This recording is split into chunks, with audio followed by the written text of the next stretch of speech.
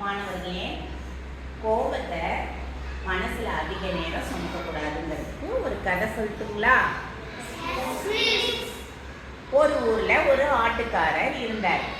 அவரு நிறைய ஆடுகளை என்ன பண்ணாரு, மேய்ச்சிக்கிட்டு இருந்தாரு. திடீர்னு ஒரு ஆடு காணாம போயிடுச்சு.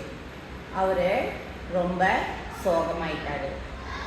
யாருடா நம்மளோட ஆடை திருடியிருப்பா, எடுத்திருப்பா, அபகரிச்சிருப்பா அப்படின்னு அவரு யோசிச்சுட்டு இருக்கும் பொழுது திடீரென்று ஒரு தேவதை தோன்றுகிறது. அவர்கிட்ட கேட்குது. அந்த தேவதை கேட்குறாங்க, உனக்கு ஆடு வேண்டுமா, ஆடு திருடியவர் வேண்டுமா, திருடியவர் வேண்டுமா அப்படின்னு தேவதை கேட்குது.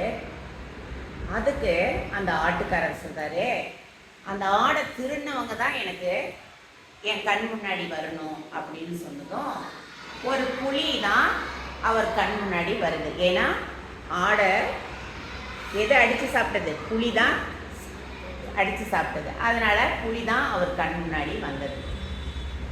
ஒரு நிமிஷம் யோசிச்சு பாருங்க, அவர் ஆடு மட்டும் கேட்டிருந்தா எவ்வளோ நல்லா இருந்திருக்கும். கோபத்தில் அவர் என்ன பண்ணிட்டாரு, ஆடு திருடியவர் யாரோ அவரை கண் முன்னாடி வந்து நிற்க சொல்லிட்டார். இதுலேருந்து என்ன தெரியுது, கோபத்தை அந்த நொடி கொஞ்ச நேரம் இருக்கணும், அந்த நொடியை என்ன பண்ணணும், கோபத்தை விட்டுறணுங்கிறதுக்கு தான் இந்த கதையை நம்ம இப்போ உங்ககிட்ட சொல்லிட்டு இருக்கோம். இனிமேட்டு யாராக இருந்தாலும் எப்படி இருக்கணும், கோபப்படலாம். அந்த நிமிஷம் கொஞ்ச நேரம் கோபப்பட்டுட்டு என்ன பண்ணணும், நம்ம சந்தோஷமான நிலைமைக்கு வந்துடணும், மகிழ்ச்சியான நிலைமைக்கு வந்துடணும். சரிங்களா மாணவர்களே? மகிழ்ச்சியான தருணங்களை நம்ம சந்திக்கும் போது மனசு எப்படி இருக்கும், சந்தோஷமாக இருக்கும். எல்லா செயல்கள்லையும் நல்ல சந்தோஷமாக ஈடுபடலாம்.